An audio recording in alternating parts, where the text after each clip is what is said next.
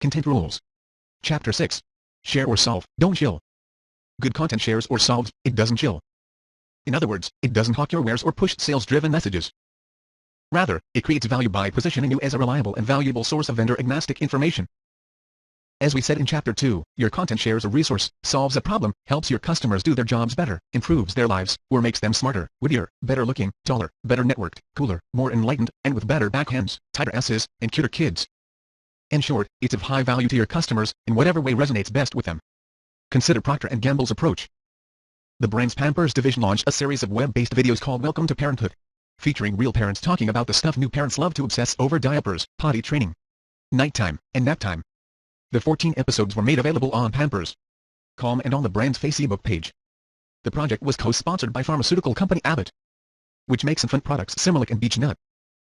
Rather than simply shilling diapers, P&G is sharing parenting advice and helping parents navigate those consuming early years of parenting. It is creating content parents care about. Similarly, the Wisconsin Cheese Board created innovative microsites called the Grilled Cheese Academy and the Cheese and Burger Society. The sites offer a variety of interesting combinations of sandwiches in an entertaining, interactive format, and also encourage visitors to submit their own creations and share them on social networks such as Facebook, Twitter, and so on. The Wisconsin Milk Marketing Board, a nonprofit funded by dairy farmers that promotes the more than 600 varieties, types, and styles of Wisconsin cheese and other dairy products, wanted to find a fun, personable way to ignite the passion so many people already have for cheese, said Patrick Gahagan, Senior Vice President of Corporate Communications. We wanted to give our visitors something to interact with personality and passion, Patrick says. It's not only a fun way to market our product, but a great way to teach the market something about our products. The sites expand customers' notions of how they can use cheese in unique recipes, such as the Sheboygan, a beef and bun setup piled with Wisconsin cheese curds, beer mustard, split bratwurst, sautéed onions, and sauerkraut. It's aspirational, Patrick says. The approach has worked so well for the Wisconsin Milk Marketing Board, Patrick says, that it has spawned Cheese and Burger Society parties in 70 countries worldwide, inspiring a kind of real-world club, from what was conceived as a fictional society. No one cares about your products or services, says Brian Curtin, who heads up marketing at Eloquay, a marketing services company based in Vienna, Virginia. Far better, he says, is for companies to start viewing themselves as sources of information. Such altruism, he adds, pays you back. So what about you? What is your audience genuinely interested in reading, seeing, or knowing about? Your job is to generate new ideas, and pull compelling stories out of your own organization. And by STOLs, we don't mean yarns or fairy tales, we mean how your business or its products or services exist in the real world, how people use your products, how they add value to people's lives, ease their troubles, help shoulder their burdens, and meet their needs. Here are 6 characteristics of a good content idea or story. 1. TME. The very first thing I tell my students on the first day of a workshop is that good writing is about telling the truth, writes Anne Lamott in the first sentence of the first chapter of Bird by Bird Anchor Books, 1994.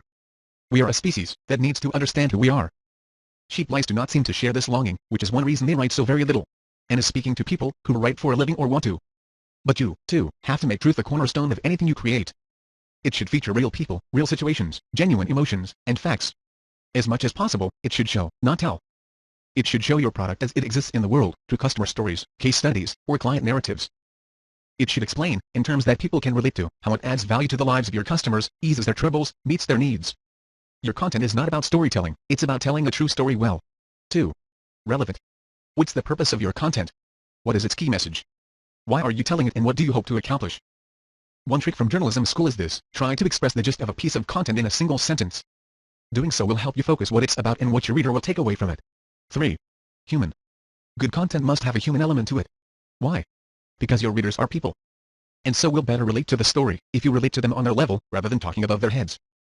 This is true of B2B companies, too. Even if you are a company that sells to other companies, focus on how your products or services touch the lives of people. By the way, when you are writing about people, a good rule of thumb is this: be specific enough to be believable, and universal enough to be relevant. That's another journalism school gem. 4. Passionate. This one is simple: you have to care. If you don't care about what you are writing about, neither will your audience. To quote blogger Johanna Hill of The Mercurial Wife, nobody cares until you start caring. In other words, passion is contagious. Encourage your customers, who are most passionate about your business, to share your story in their own unique and genuine ways. In their voice. 5. Original. Your content should give a new and fresh perspective on your topic. What's new about it? Why is it important? As Anne's former journalism teacher, Charlie Ball, would say, quoting veteran New York Sunday journalist John B. Bogart, "When a dog bites a man, that is not news, because it happens so often. But if a man bites a dog, that is news. But please don't bite a dog. Thank you." 6. SWPising. Good stories have an element of the unexpected. They rouse curiosity or surprise your readers. Your story must engage before it can be expected to do anything else. Later in the book, we'll talk about companies, even B2B companies, that are adding an element of surprise to their content fare to help drive viral sharing and enhance a company's personality. Content that has all, or most of those 6 elements will attract your audience and appeal to them on a fundamental, emotional level. In essence, creating stories that have these elements allows your audience to connect with you as one person to another and view your business as what it is, a living, breathing entity run by real people. But where do you find these stories? How do you tap into them? It's not especially complicated. You have things to say. You have people who want to hear them. The key is to find the angle that makes your story appealing and then frame your true, relevant, human, passionate, fresh, and occasionally surprising content in terms of why it matters to your customers. So ask, what's relevant to my customers? Why should they care? What's in it for them? If you sell accounting services or circuit boards or another B2B product, you might be feeling at a disadvantage here. You might be thinking that you don't have human, passionate, fresh stories to tell. But with all due respect, you're wrong. There are plenty of examples of B2B companies with ostensibly boring products that are proving otherwise. Read the case studies in Part 3 to see how Boeing's content pulses with life, or how Kadient adds an element of fun to its software products, among other examples. Here are 25 more ways to uncover the stories within your own organization. What do I talk about when there is nothing to say? Are you wondering how you are going to create all this content when you don't have breaking news to share on a regular basis? Previously, companies were expected to talk to the world only when they had something newsworthy to share. Those days are over. If you want to remain relevant and top of mind, you need to find a way to converse much more frequently than only when you have big news. So, what might you talk about when there's nothing to say? Consider these 25 approaches to developing relevant content. 1. Chat with customers. Arm your sales staff and other customer-facing folks with micro-video cameras to capture FaceTime with prospects or customers. Bring a camera along the next time you attend a networking event. Not sure what to say? Try asking customers a single question to unify their answers and string them together for a compelling video. Ask something like, what's your biggest marketing challenge? Name one business goal for 2010. Or, what's the strategy you're using to grow your juiciness this year? Bonus, you can do this with employees or others you meet at an event or gathering, too. 2. Interview luminaries. Q&A interviews with thought leaders, strategic partners, or flat-out interesting or creative thinkers make for compelling text, audio, or video content. They also raise your profile with them, and they will most likely link to the interview from their own, better-read sites. And don't forget the thought leaders in your own organization, too. A simple Q&A chat via Skype is easy to do and allows for back and forth banter that gives an interview more energy and makes it more fun to read. Capture the text, edit for clarity, slap on a headline, and you're done. 3. Share real-time photos. Configure your blog to work with Flickr so that you can upload photos from industry events, meetups, or other gatherings. Snap photos to share on Twitter via TwitPic or other Twitter photo sharing services. Having fresh content matters here, so consider posting photos straight from your mobile phone. Or invest in an iFi card that fits most digital cameras and will upload photos to the web instantly. BULLS, the faster you can get your photos up, the more likely it is that people will use them to refer to, share with others, and drive traffic to your content. 4. Ask customer service. The front line is a great source for content. So ask them, what are customers contacting us about? What problems do they have? How might you help them resolve their issues? This approach is great for regular content with a recurring questions from our customers theme. Blogging expert Matt Collier suggests that you also mention the customer who asked the question you're answering, as well as link to her site or blog if she has one. This just increases the chance that she will comment on your post and promote the post to her social network. Mac says. 5. Monitor search keywords. What keywords are people using when they land on your blog? Monitoring those keywords can inform your content stories and suggest new opportunities, because the keywords tell you what your would-be customers are interested in and actively looking for, suggests Lee Audon of Top Rank Marketing. Bonus, you'll notice that some pretty strange or humorous search words or phrases may be leading people to your content. Share some of them in a blog post. 6. Monitor social media keywords, too. Monitoring social conversations and trending keyword topics on Twitter, blogs, and social status updates can be a rich source of content ideas, adds Lee. Doing so gives you a sense of what people are talking about in real time and what matters to your customers now. For example, if people are talking about a certain topic that maps into what you do, it's an opportunity for you to piggyback publish and give them what they're looking for. Offering a contrarian view or a more complete picture is often a way to capture some of that attention, Lee points out. That complete picture part is important. Research the facts or tell a true story well. Don't just spew opinion. Bonus, choose trending topics that your audience might never connect to your business. This is a great way to surprise your community and often leads to more conversation and interaction. More on this later. 1. Research online. Use something like Google AdWords keyword tool to determine what people are searching for. If you sell rubber ducks, for example, you might be interested to know that 750 people have searched for bride and groom rubber ducks in any given month, 501 for yellow floating ducks, and another 464 cheap rubber duckies. Those might suggest topics to create content around. Bonus, Google Predictive Search is great for this, too, because how Google auto-completes your search query suggests what people are actually looking for. Another great place to research content ideas is Yahoo Answers or LinkedIn Answers. The questions people post related to your own searches or queries can reveal a treasure trove of infinitely. Finally, Slittle Share presentations are great for delivering B2B prompts. 8. Troll and Ask E-News. Share an opinion about a recent news story that's affecting your industry or audience. Whenever possible, be timely. You could benefit from the extra boost of being one of the first to comment on the topic, because latecomers might reference and link to you. Bonus, embed a video and give your take on why it's relevant. 81.2. Related to the preceding, troll non-industry news. 2. Play off a popular general news story and relate it to your own industry. In journalism, this is called using a news hook. What did the 2010 FIFA World Cup have to do with growing your small business? Nothing. Really. But in an article at American Express Open Forum, Rohit Bhargava offered 4 lessons that small businesses could glean from South Africa's hosting of the games. 9. Get inspired by your own passions. Consider these recent blog posts. What World of Warcraft's patchwork can teach you about recovering morale by Christopher S. Penn or Brian C. J. Ernest Hemingway's top 5 tips for writing well. On the surface, they may make you tilt your head doggy style and wonder how those combos came about. It's exactly such piqued curiosity that draws in more readers. Bonus, film a video or write a blog post interview with a person far outside of your industry, whose insights and concerns might parallel your audience's. When Lauren Feldman had stand-up comedians perform and speak at his audience conference www.theaudienceco, an annual event on audience and community, many attendees were initially confused. But they eventually realized the challenges of building community apply to show business just as well as to traditional business. 10. Go behind the scenes. Show things that your readers or followers don't usually get to see. Share photos that give an insider's view of your company. Consider using these as teasers of some new, compelling content, product, or event that you'll be sharing soon. Bonus, encourage your customers to also share their photos of or stories about favorite staff members they have interacted with, or how they use your products in their lives. Have your employees join in the fun by sharing pictures of their workspaces. 1. Go to an event. Actually, this one is a 3 for. Before an event, talk about what you hope to get out of it, why you are looking forward to it, and so on. Then, during the event, share your impressions, session notes, interviews, or candid photos. Better yet, do real-time blogging or tweeting of sessions that your community will get value out of. Finally, follow up an event with more substantive thoughts on whom you met, what you did, learned, enjoyed, and were surprised by, and so on. Bananas, take event photos and videos and use something like Animoto www.animoto.com to create an above-average slideshow. End it with a call to action for viewers. Animoto will make anyone's still photos into something a world apart from your MNTSVR show. 12. How to content. Any type of content that helps someone create something or solve a problem has value for others, like 10 steps to getting your podcast off the ground or 5 tips for having a weed-free lawn by June.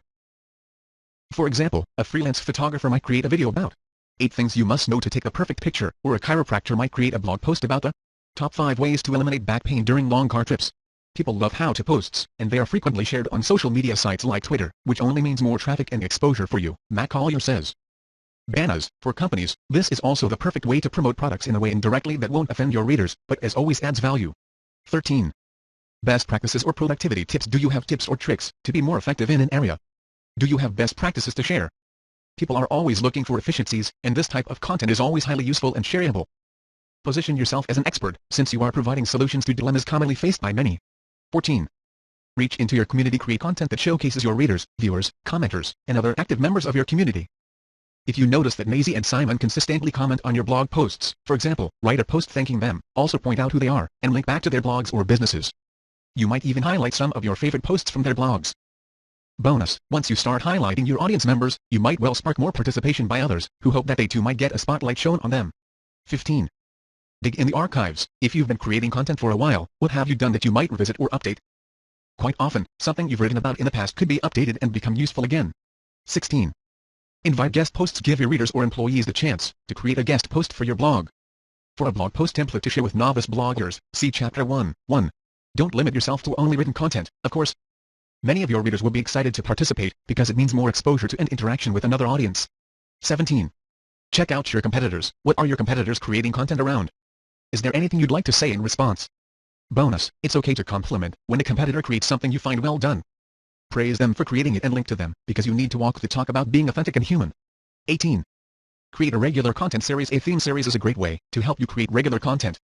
Pick a day of the week, say every Thursday, and post the same type of content on that day.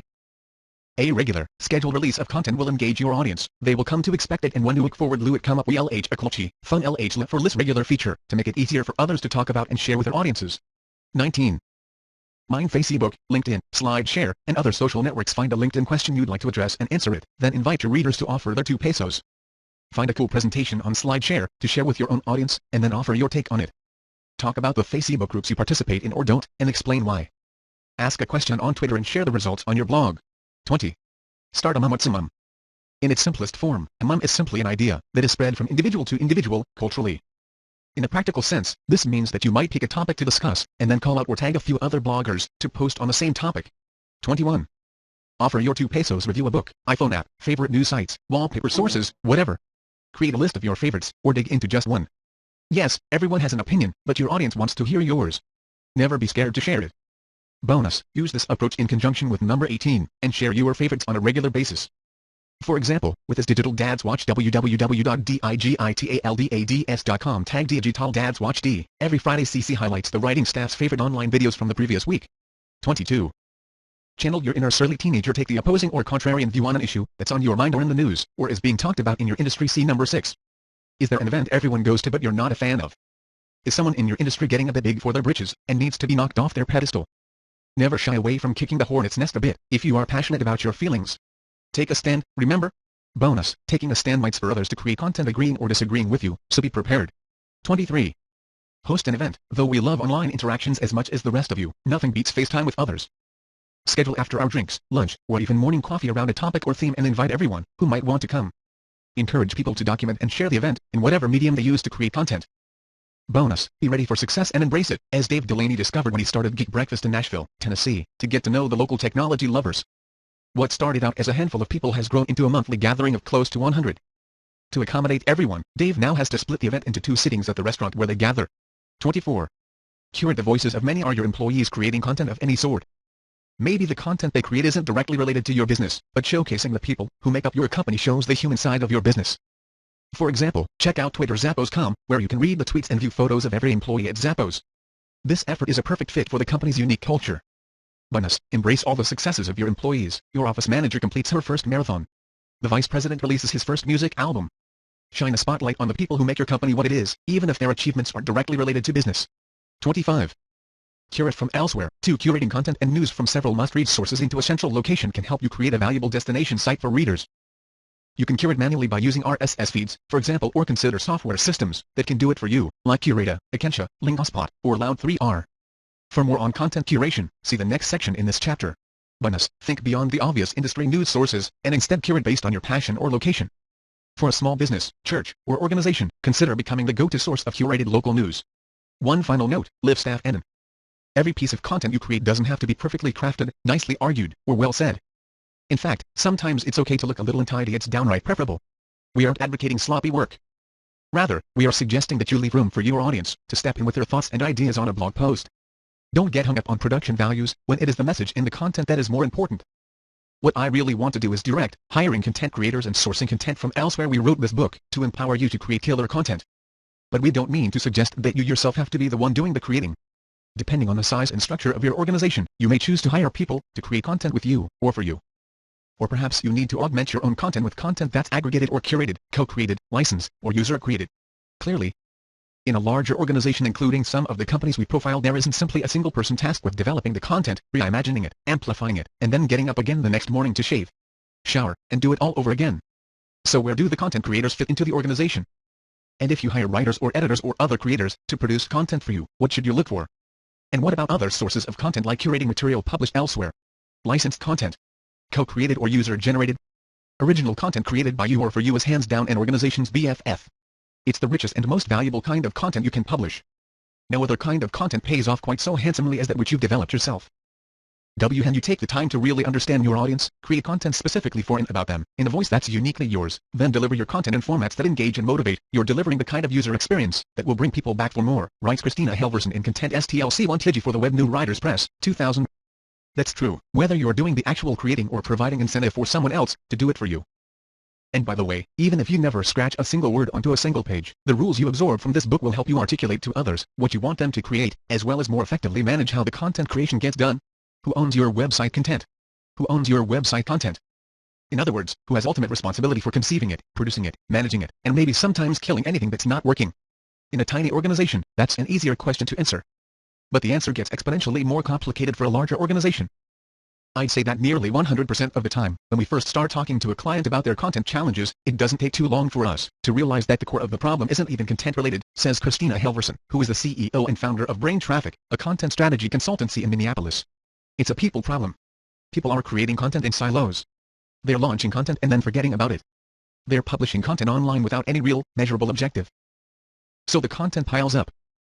Without a plan, without real editorial oversight of what's happening, content quickly becomes redundant, outdated, unnecessary. And then you're stuck with a bunch of content no one cares about. The problem, Christina says, is that organizations still see content as a sort of commodity, something that's easy to create, something they already have too much of. But, as you're learning, good content isn't something that comes easy. Creating and caring for quality content takes dedicated resources, especially time, says Christina. And no one's being given enough time to deal with content and all its inherent complexities. So they push it off. They procrastinate, they delegate, they do everything they can to avoid being responsible for web content. Considering that most people are dealing with website or social media content on top of their regular jobs, this isn't a surprise. When there are content problems and people say, "It's not my job," the biggest problem is that it's probably not. And so, Christina concludes, that lack of content ownership accompanied by a lack of content policies or guidelines effectively ends up landing organizations in a wild west of content. The solution is to deputize someone or a team of someone's, and charge them with achieving all of the things we discuss in this book, defining and overseeing the content agenda and strategy for the organization. In a larger organization, that person might be someone such as a chief content officer, whose job is to establish and manage all web content development and publishing efforts. In such an organization, the chief content officer might be an executive function, overseeing a content team of web editors and writers and interfacing with other business units. In a more modest-sized organization, the chief content officer might act more as a functional editor, producing content herself as well as working directly with internal or outside contributing writers. The person who heads up your content might not necessarily carry the moniker of chief content officer, of course. Depending on the scale of your website and your publishing efforts, and the culture of your organization, perhaps it's more fitting to staff the lead content role with a director of content, managing editor, editor-in-chief, website editor, or content editor, or even chief blogger. Maybe that person is you. The point is to put someone in charge, and deputize that person with enough power so he becomes an essential part of your online strategy. Someone on your team has to be ultimately responsible for creating and overseeing the rules and guidelines that will shape your web content, whether on your company website or websites or on social media platforms, and anywhere else your company shares or publishes online content. Here are some possible responsibilities of your top content person: leading the web content strategy initiatives in consultation with other key players. Creating web content standards like voice, tone, timeliness, relevancy, and so on. Deciding what you'll publish and for whom, and where, when, and how. Participating in operational discussions about resource planning and management, content management technology, and so on. Creating content and grooming, training, and motivating content creators. Making sure that everyone in your company owns and reads a copy of this book. A shameless plug. What to look for in a writer or any kind of content creator. Your lead content person might hire staff writers or tap in-house content creators. Or you might choose to work with outside contract writers or producers, and adopt a model of hiring or contracting with content creators who function within your company as embedded brand or corporate journalists. See Boeing, Chapter 26. The phrase embedded journalist, coined by Albert Maradi of Provident Partners in 5T. Paul, Minnesota, at least as applied to business, is not unlike a journalist embedded with a military unit. Whether they are on staff or they are contract hires, full-time or part-time, embedded journalists work inside the company, writing articles or blog posts, or producing videos or podcasts to attract a specific audience. Brand journalism is not a product pitch, David Meerman Scott writes in his blog. It is not an advertorial. It is not an egotistical spewing of gobbledygook-laden, stock photo-enhanced corporate drivel. Rather, the person you hire will convey your company's true story in a compelling way. By doing all of the things this book lays out, uncovering the stories about your brand and how your customers are using it, narrating them in a human, accessible way, and sparking conversation about your company, its customers, or its employees. Hiring someone trained as a print or a broadcast journalist is a good option, because journalists are trained in how to tell a story using words, images, or audio, and they understand how to create content that draws an audience in. Their innate understanding of audience also gives journalists a critical outsider's perspective, a nuance that marketers can sometimes miss. They might be on your payroll, but they are better at expressing neutrality, which is a distinct advantage in creating marketing content. Of course, passion counts for a lot, too. Some of the best content creators have more passion than formal training, and they have learned by trial and error how to channel that passion to engage an audience. Ideally, by the way, you'll find a journalist or other content creator with a bit of a sales streak, someone who understands the business role of content, who has a passion for online tools, and who at least on the web is a bit of a social butterfly. Whether you call it BRCMD journalism, corporate journalism, business journalism, or borrowing from the Dutch journalist, here are qualities to look for in content creators you hire. 1. Nose for a story. The best content creators are the ones who can smell a good story. They also recognize the bones of a story easily, and they instinctively know how to develop the content to make it human and interesting. 2. Digital intuition. Rick Burns, who creates content for HubSpot, see Chapter 24, says good content creators understand how the web works. In a post on his blog, rickbums.com, he writes, the web is an ecosystem, and if you don't intuitively understand the dynamics of this ecosystem, how Twitter can drive traffic to a blog, the kinds of headlines that attract attention, the simple things you can do to build blog subscriptions, you won't be able to help your company attract online visitors. 3. An amateur passion. Look for people who are already online and creating content, even as amateurs writing a personal blog, sharing photos on Flickr, creating videos or podcasts, and the like. The root of amateur is the Latin word for love. Someone who creates content for the love of it will likely have the necessary passion to do the same for your company. 4. A salesy, social streak. This is also from Rick, who points out that the best content creators promote their own content. They build and nurture relationships, and they know how to use these relationships to spread their own content without abusing them. In other words, look for folks who are social butterflies online, even if they may not be in the real world. 5. An open mind. Most of the journalists and work within the past would sniff at the idea of an embedded job, because they think doing so is demeaning or equates to selling out, compromising themselves, marginalizing their talents, ruining their reputations, smiting their families, bringing shame, or permanently installing themselves on the dark side. The key is to find people who understand and embrace that fundamental thesis of this book, which is that businesses now have both an imperative and the incentive to produce top-shelf content. As Rick points out, for businesses, content is a means to an end, not an end in and of itself. Every article, tweet, and video is assessed based on its ability to generate visitors, leads, and customers, not on any subjective judgment of content quality. The flip side of that, of course, is that only quality content ultimately succeeds in meeting the necessary business objectives. In other words, terrible, biased, advertorial-type content has no place in your business. Also, a side note to journalists who might be wrestling with the notion, why will one make more money on the dark side? Just saying. 6. A dose. This stands for attention deficit. Doe. Shiny. We are mostly kidding with this one, but these are the folks who have a passion for new digital tools. They are always looking for the newest and shiniest object. They always have or covet the latest gadgets, they are experimenting with the most cutting-edge technologies, and they have the coolest apps on their smartphones. They can be handy people to have on your team, because they can help you figure out how those technologies apply to growing your business. Thanks to Peter Shankman, author of Can We Do That? Won Wiley & Sons, 2006, for this term. Sourcing content from elsewhere. Sourcing content from elsewhere is another way to augment or feed your content machine. Bear in mind, however, that any content you choose to republish on your site should adhere to your guidelines and standards, so as to integrate seamlessly into your site, and match your brand's voice, tone, and all that. And of course you'll still need a lead content person on your team tasked with the care and feeding of the source stuff, too. You might consider one or more of the following options for sourcing content from elsewhere. Curated content. Content curation is the act of continually identifying, selecting, and sharing the best and most relevant online content and other online resources on a specific subject, to match the needs of a specific audience. Such content and resources include links to articles, blog posts, videos, photos, tools, tweets, or what have you published elsewhere on other websites. Just like gallery curators collect the best art to house in their museums, content curators uncover the more valuable and relevant content to share on their sites. Of course, unlike gallery curators, content curators collect and share links to that content. They generally don't lift and repurpose the full content outright, inasmuch as it applies to text. The rules are sometimes different for video and photos. As always, when in doubt, seek permission. Content curation isn't necessarily anything new. Content aggregation or the automated harvesting of links to content is what powers services like Yahoo News and Google News. Finding extraordinary stuff or extraordinary deals to share online with an audience is what sites like Cold Hunting and Like.com do, what bloggers have long done, what so many of us do on Twitter already, or what aggregators and social sharing sites like Alltop, Dig, Stumble Upon, and Delicious have been doing. But recently, content curation has been emerging as a field of its own. Unlike pure aggregation, curation includes a human element. Human editors add their own organizing and filtering skills and, well, judgment to the services that gather the content.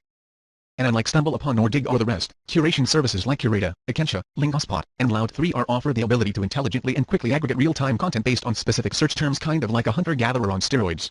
Content curation can fit into an organization's content strategy nicely. By finding, filtering, and sharing the timeliest, most relevant, and most stimulating online content, curation can further establish an organization as an authority and thought leader, and a resource to its audience. Sifting through a pile of web content and finding the tastiest, choicest bits for your readers is a great way to build trust and authority with them, and to become a valuable resource for them on any particular topic. They'll rely on you to filter the best stuff, so they don't have to hunt it down themselves. What's more, for organizations just getting into generating content and publishing online, say, for those just starting a blog or a microsite, curated content allows ramping up quickly, both from a search engine optimization (SED) perspective as well as from a content perspective. Something is always better than nothing, so don't hesitate to share the content if it is relevant. Content curation is effective assuming, of course, that you have the strategy and budget to support it. That said, we have two cautionary bits of advice before you dive in. 1. Content curation isn't a shortcut. If you are thinking that you can rely on content curation rather than creating and publishing original content, here's a recommendation: don't rely exclusively on either handpicked or automated content curation services to feed your own hungry belly. Curated content is a perfectly good way to extend the content of your own site, but it is only that, an extension of your own publishing efforts. Figure 6.1 trusted on page 111. There are sites that rely on only curated stuff. Novellin oppose, as Intelligent Workload Management www.intelligentworkload management.com is one, but in general, curation should be used in addition to and not instead of your original content, for many of the reasons outlined in this book. Figure 6.1 is an example of a cloud computing security site called Trusted Cloud, which demonstrates that kind of content mix. It is, interestingly, also published by Novell. Ultimately, you'll want to produce your own original content rather than adopt a what she said content strategy. Think of it this way: you can always forage for wild berries, you occasionally have to plant your own crops, too. You still need a human at the helm. Using curated content doesn't mean you have an automated machine spewing out content like Dr. Five uses 8-nozzled elephant-toted boom blitz, although that machine spewed sour cherry stone pits, not blog posts.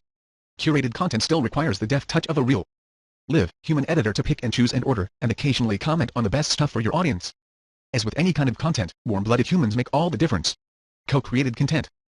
For this discussion, we are defining co-created content as content sourced from established content creators, some of whom might already have some notoriety or a built-in audience in their area of expertise. The Marketing Profs Daily Fix Group blog www.mpdailyyfix.com, which publishes marketing commentary William a wide variety you industry conrealmers, is an example you are co-created.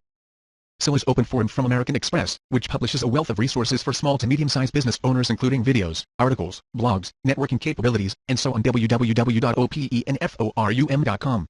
See Figure 6.2. The site taps influential bloggers, industry leaders, and savvy entrepreneurs to provide practical, actionable information and insights. The only advertising or branding on the site, of course, is that of American Express. Figure 6.2 Open Forum webpage on page 113. For brands, co-created content is a great way to quickly establish expertise by partnering with those already in the business of creating content that meets your needs, and then publishing it on your own site or a branded content site like Open Forum. So a company that sells all natural baby products might tap a well-known mommy blogger, a wine store might partner with a high-profile food blogger who contribute recipes and upload photos, or a local economic development agency might identify a successful local business leader to create video. Contributors are paid in various ways, sometimes with cash, or sometimes with the notoriety or glory of producing content for you, and with the access you offer to a new audience. Co-creating content can allow you to tap into a built-in audience and gain some high-profile, unique perspectives. But be sure you are clear about the rules for contributors prior to publication. For example, what's the desired frequency of your contributors? Will you allow your contributors to repurpose or republish the content they create for you elsewhere? Who will retain copyright, you or the author? If the copyright remains with the author, can you secure permission to reimagine that content elsewhere at a later date? User-generated content, sometimes called AQ, is content that is produced by your customers, or by people who visit your site, as opposed to professional writers or content creators or production companies. In other words, rather than creating your own content, you can invite your audience to do it for you. That's sometimes called crowdsourcing. This seems like an awesome solution to getting lots of great content for your site, and it can be. But like most things in life, it's not a magic bullet. Consumer-generated product reviews and ratings can add a sense of community, interaction, and liveliness to e-commerce sites. Epicurious calm visitors rate recipes with a fork system, and submit reviews with tips and suggested changes or substitutions. Golden Retriever Rescue of Wisconsin allows visitors to share personal stories on its website, giving a human and canine face to its cause, building community, and as a result generating donations for. Ford Motor Company has done an amazing job encouraging its fans to share their stories on the Ford Story www.thefordstory.com, which runs articles by Ford fans as well as news and interesting features and updates about Ford products. See Figure 6.3. For example, a story about one woman's touching reaction to the Ford Mustang edition that supports breast cancer research runs alongside a story about how Ford is developing a digital model of an employee, Santos, to improve ergonomics at its manufacturing plants. Figure 6.3 The Ford Story website on page 115. By allowing users to post additional details or insights, or to upload their own content, it adds interactivity while adding a depth and breadth that's hard for staff writers to replicate. Of course, social media strategies like simply allowing comments on a blog, using tools like TweetMom to capture Twitter responses, or installing Facebook's like button encourage audience interactivity and participation, as well. If you do encourage UGC on your site, you should plan for engagement. There's nothing worse than building a forum designed to entice your audience's interaction only to have it flounder, after some initial excitement, into an online ghost town, with the virtual equivalent of tumbleweeds gusting through the deserted streets. If you do launch a e-component, be sure you have the engine to moderate, respond to, and encourage participation there. You get only one shot at building a successful community site. Be prepared for the undesirable. Your audience might participate on your site in ways you might not expect or want. For example, Chevrolet's attempt to generate positive UEC backfired when the carmaker launched a website inviting visitors to use video clips and music provided by Chevy to create their own ads for the Tahoe. Unfortunately for Chevy, the site attracted environmentalists and others who hate Chevy, who created their own kinds of ads critical of its gas-guzzling behemoths. Of course, fear isn't the reason for not doing UEC. Frankly, if people have negative things to say about your products or company, they are probably already saying them somewhere, but it can be hard for a company to stomach criticism. There are some ways to counter the negative stuff, or the worry about it, such as crafting community guidelines, which is preferable to terms and conditions with clear, specific rules, using human moderators and automated filters against truly offensive or litigious content, and empowering your audience members to ensure that the UEC remains pertinent and its quality high.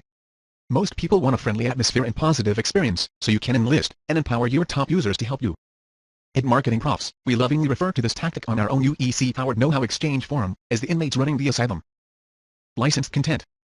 As the name implies, licensed content is content that's licensed from content producers, sometimes for a fee, or sometimes in exchange for attribution. See Ask Patty.com, Chapter 22. It might be articles or blog posts, in addition to a wide variety of other content, such as online audio, video, and images. Since you are licensing it from elsewhere, the content likely won't be unique to your site. But licensed content might be an option, if you want to create an exhaustive, deep library of online information for your audience.